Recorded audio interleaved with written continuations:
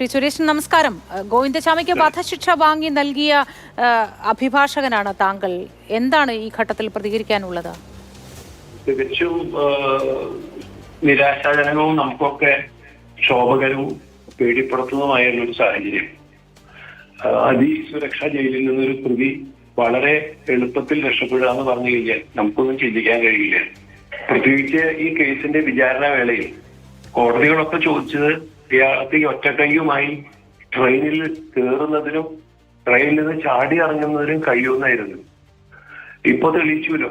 ഇപ്പൊ ഇത്രയും ഉയരമുള്ള ഒരു ജയിലിന്റെ മതിൽ കയറി അപ്പുറത്തേക്ക് റോപ്പിട്ട് ചാടുന്നതിനും ജയിലിന്റെ സെല്ല് മുറിക്കുന്നതിനൊക്കെ കഴിവുള്ളവനാണ് ഈ ഗോവിന്ദചാമി എന്ന് തെളിഞ്ഞുവല്ലോ. ഇത് കൂടുതൽ പ്രോസിക്യൂഷനെ സംബന്ധിച്ച് ജനസമക്ഷം മറ്റൊന്നും അവതരിപ്പിക്കാനില്ല.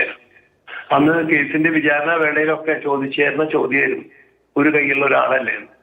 പക്ഷെ അതല്ല വിഷയം എന്ന് പറഞ്ഞു കഴിഞ്ഞാൽ, നമുക്ക് അതിസുരക്ഷാ ജയിലുകളിൽ വരുന്ന പ്രതികൾ അവരുടെ സ്വഭാവം വളരെ പ്രധാനപ്പെട്ടതാണ്. വന്നതിനേക്കാൾ മോശമായിട്ട് ഒരു പ്രതി ജയിലിൽ നിന്നും പുറത്തു പോകുമ്പോൾ അതിന് ഉത്തരവാദിത്വം നമ്മുടെ ബന്ധപ്പെട്ട ജയിലധികാരികൾക്ക് ഉണ്ടെന്ന് നമുക്ക് പറയാതിരിക്കാൻ നിവൃത്തിയില്ല. കോടതികൾക്കും സർക്കാരിനും റിഫോർമേറ്റീവ് തിയറിക്ക് വേണ്ട സഹായങ്ങൾ ചെയ്ത് കൊടുക്കുന്നതിനെ കഴിയും. അത് വേണ്ട രീതിയിൽ നടപ്പിലാകുന്നുണ്ടോ എന്നുള്ള കാര്യങ്ങളൊക്കെ നോക്കേണ്ട ഉത്തരവാദിത്വം ജയിലിലാണ്. ഇതിപ്പോ പെൺകുട്ടികൾ മാത്രമല്ല, ആൺകുട്ടികളും അടക്കം ഇയാളുടെ സ്വഭാവത്തിന് പാത്രീഭവിക്കാൻ സാധ്യതയുള്ളൊരു വൈകൃത ഉള്ള ഒരാളാണ്, സ്വഭാവ വൈകൃത ഉള്ള ഒരാളാണ്. പിന്നെ അവസാനം വരെ വാദിച്ച് വധശിക്ഷ വാങ്ങി നൽകിയ ഒരു അഭിഭാഷകൻ എന്ന നിലയിൽ, പ്രതി എന്ന നിലയിൽ ഈ ഗോവിന്ദചാമിയുടെ അടുത്തറിയാവുന്ന സ്വഭാവങ്ങളും രീതികളും എന്തൊക്കെയാണ് താങ്കൾ മനസ്സിലാക്കിയത്? സ്വഭാവം എന്ന് പറഞ്ഞു കഴിഞ്ഞാൽ അതായത് ഒരു കാര്യം മനസ്സിൽ വിചാരിച്ചു കഴിഞ്ഞാൽ നടപ്പിലാക്കുന്ന ഒരു സ്വഭാവ രീതിയാണ്.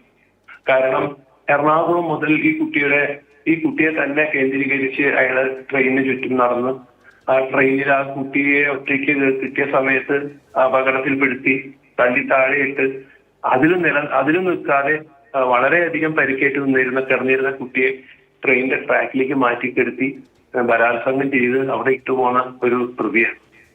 അപ്പോ ആ സ്വഭാവമാണ് ഏറ്റവും പ്രധാനപ്പെട്ടത്. അപ്പൊ അതിൽ നമുക്ക് റിഫോർമേഷൻ എത്രമാത്രം ബോധ്യമാവുന്നുള്ളത് നമ്മുടെ ജീവിതത്തിൽ പെട്ടെന്ന് ചെയ്യുന്ന ക്രൂരകൃത്യത്തിനാണ് റിഫോർമേറ്റീവ് തിയറിക്ക് വലിയ പ്രാധാന്യമുള്ളൂ.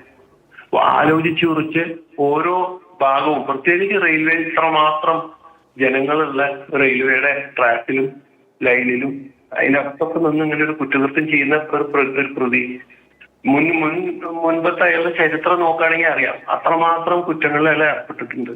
അതൊക്കെ കോടതിയിൽ തെളിയിക്കാൻ നമുക്ക് കഴിഞ്ഞിട്ടുമുണ്ട്.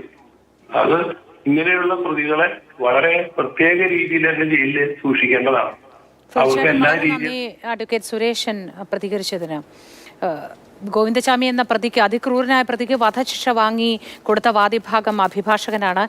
അദ്ദേഹം മനസ്സിലാക്കിയെടുത്തോളം തീരുമാനിക്കുന്ന കാര്യങ്ങൾ എങ്ങനെയും നടപ്പാക്കാൻ ഇച്ഛാശക്തിയുള്ള ഒരാളാണ്, വൈകൃതമുള്ള ഒരാളാണ്, സ്വഭാവത്തിൽ അത്രയധികം മോശം ഭാഗങ്ങൾ ഉള്ളതാണ് എന്ന് ഈ അഭിഭാഷകൻ സാക്ഷ്യപ്പെടുത്തുകയാണ് ഈ ഘട്ടത്തിൽ.